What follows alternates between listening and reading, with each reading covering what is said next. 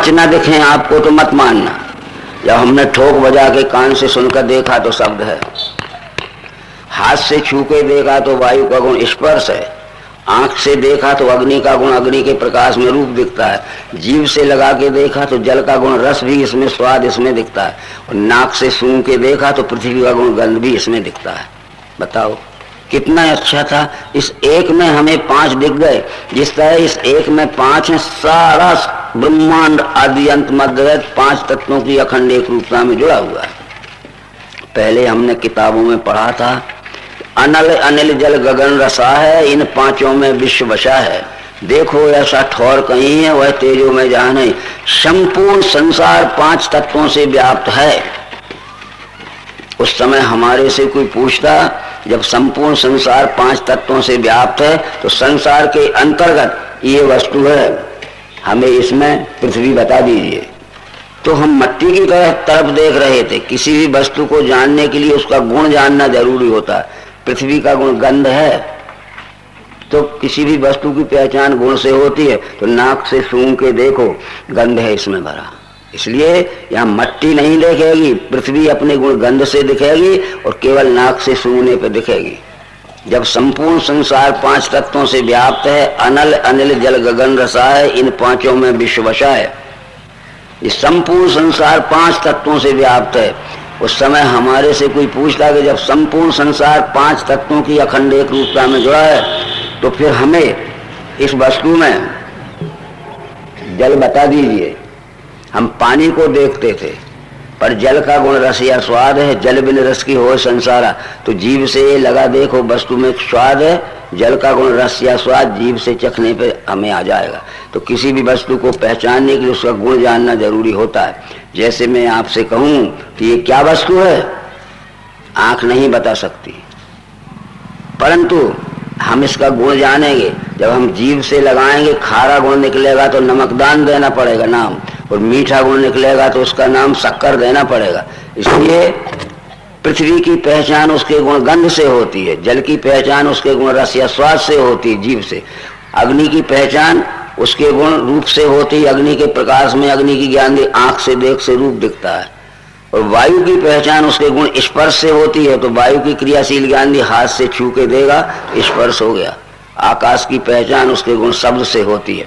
आकाश कहते हैं स्पेस को, पोलेपन को। जैसे मेरे दोनों हाथों के बीच में पोलापन है, जब हम इसमें प्रक्रिया करेंगे तो नाक को वास नहीं आएगी, जीभ को स्वाद नहीं लगेगा, केवल कान को शब्द सुनना पड़ेगा।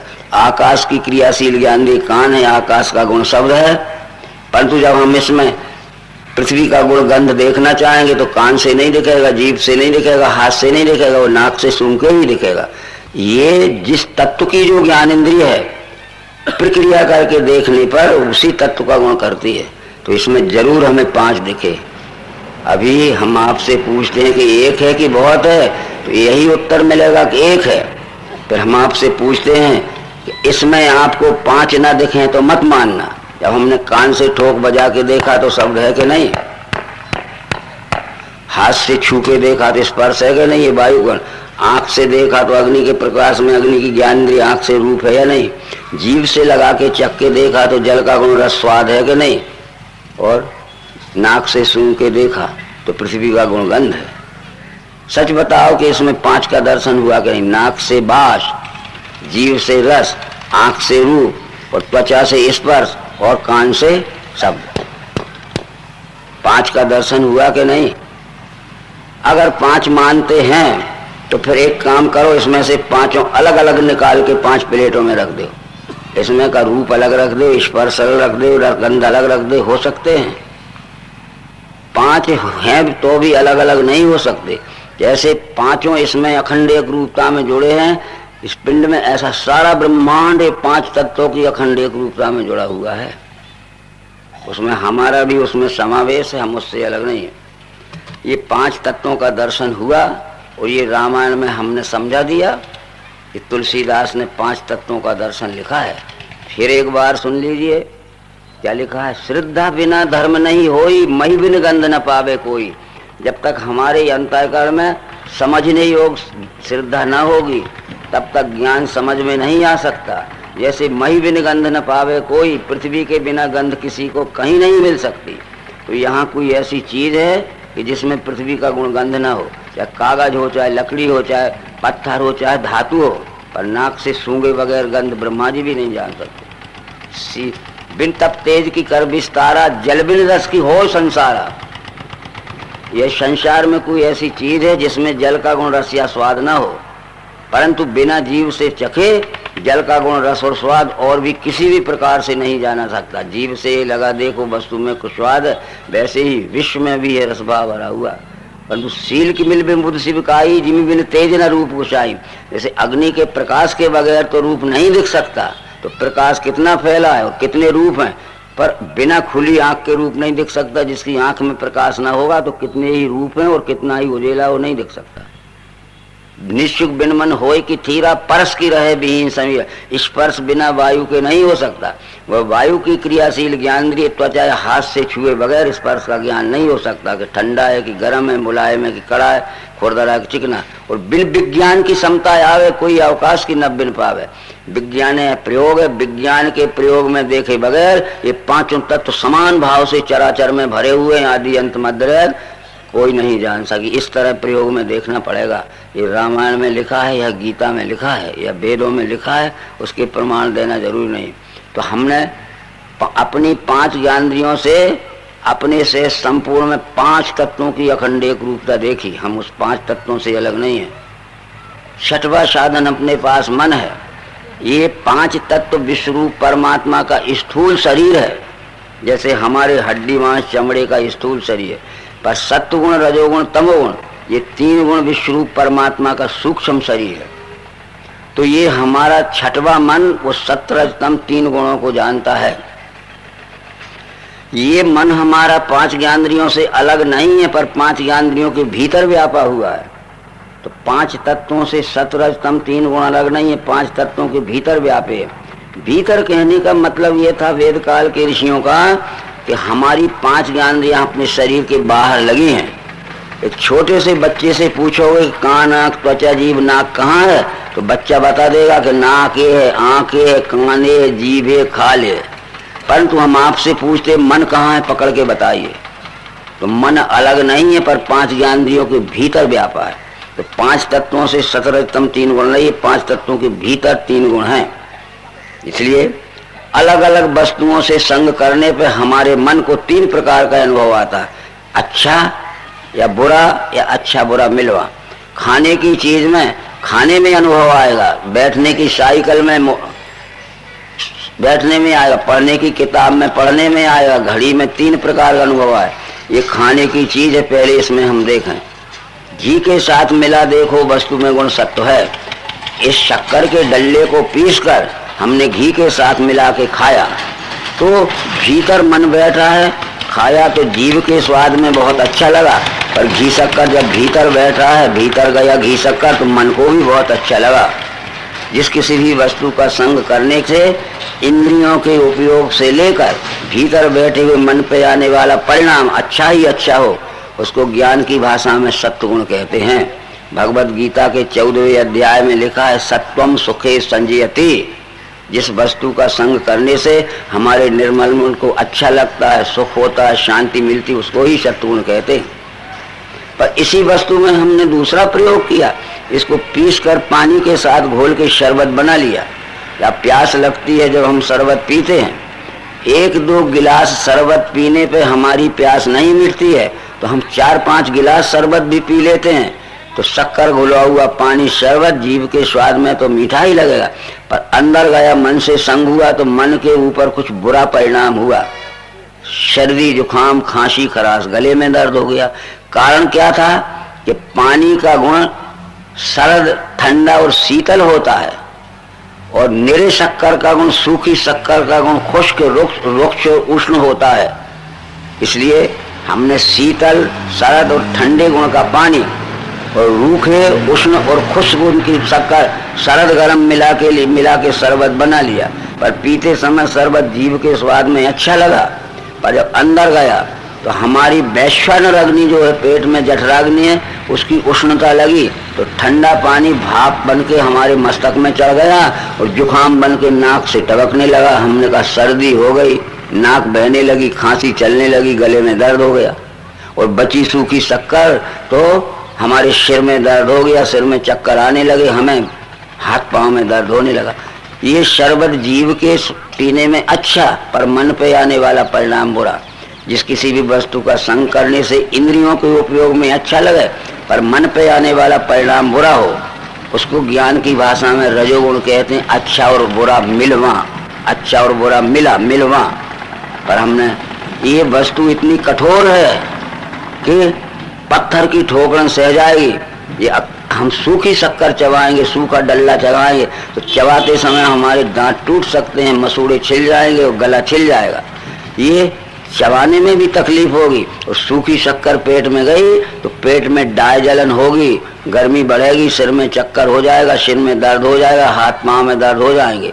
इसलिए चबाने में भी तकलीफ और परिणाम में भी तकलीफ। इसी तरह से हम आपसे रूखा सूखा बोलेंगे तो बुरा लगेगा, और स्वार्थ का बोलेंगे तो कुछ अच्छा कुछ बुरा लगेगा, और निस्वार्थ बोलेंगे तो आपको अच्छा लगेगा।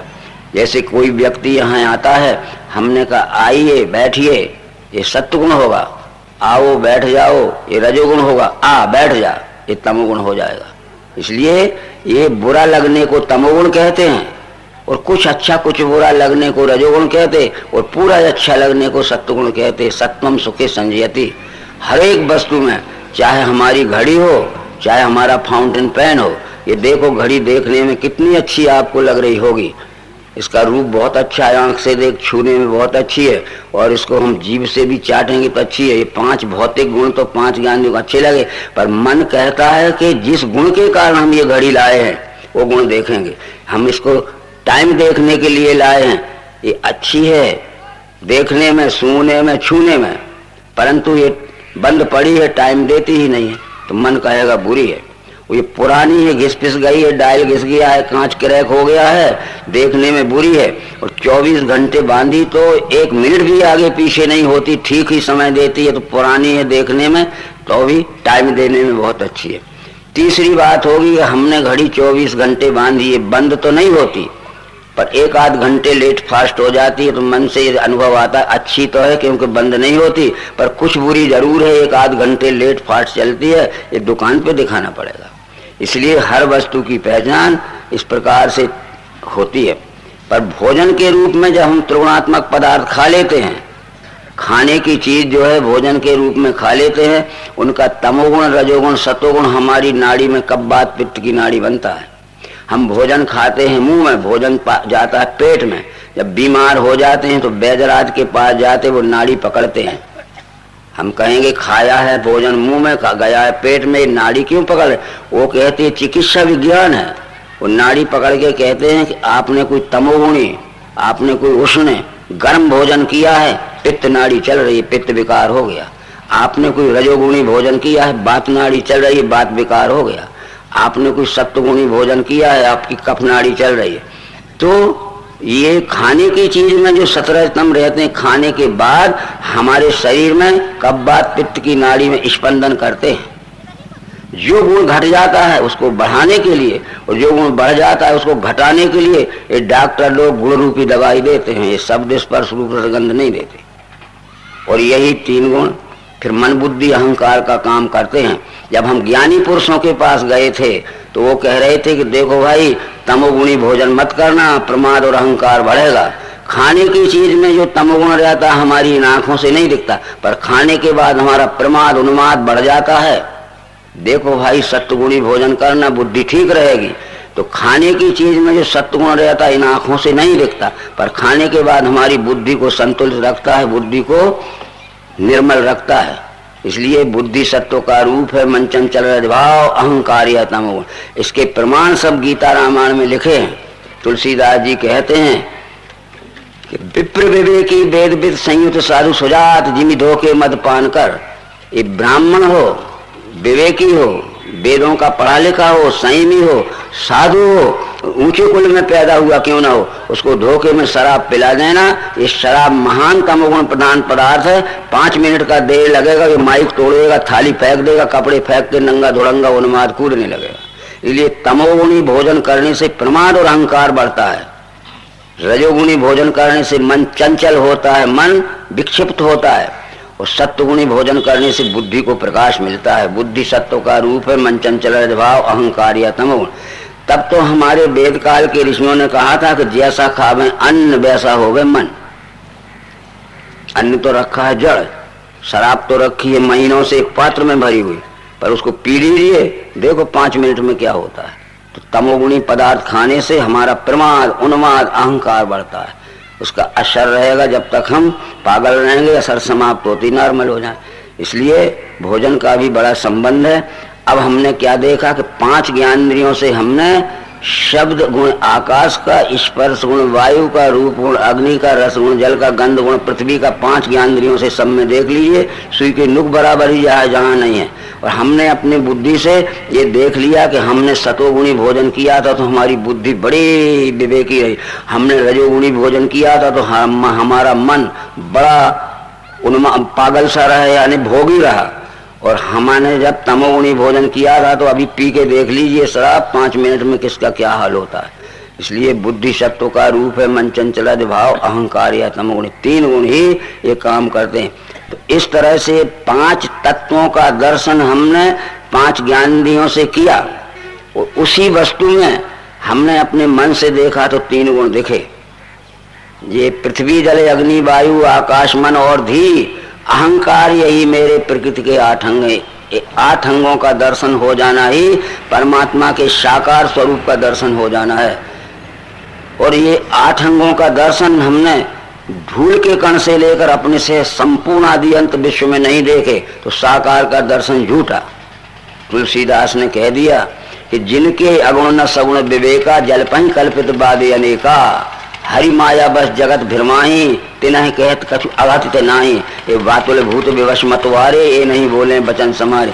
जिनको सगुण का और निर्गुण का विज्ञान बुद्धि युक्त विवेक नहीं है, वे सगुण निर्गुण के विषय में मनगढ़ंत बकवाद करते हैं। रामायण में लिखा है, जिनके अगुण न सगुण विवेका, जलपहि कल्पित बादे अनेका। ये सगुण निर्गुण के विषय में खुद ही भ्रम में पड़े हैं और ये सारे संसार को भ्रमित कर रहे हैं। तिन्हें कहत कछु अघटित नाही, शब्दों में कहने से क्या लगता है। जिसको सगुण कहते हैं वो दिखा तो दे कहाँ है वो सगुण। ये 5 तत्व 3 गुण 8 अंगों का दर्शन हो जाना, 5 ज्ञानेंद्रिय छठवें मन से, इस साकार का दर्शन फैला हुआ है।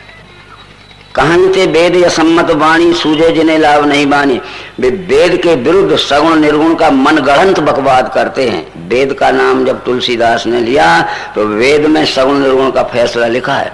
वो कहते हैं कि तुम आंख खोल के देखो, यति आकार सह वर्तमानम तत्साकार, जो आकार के सहित सदैव वर्तमान दिखता रहता है उसका नाम ही तो साकार है।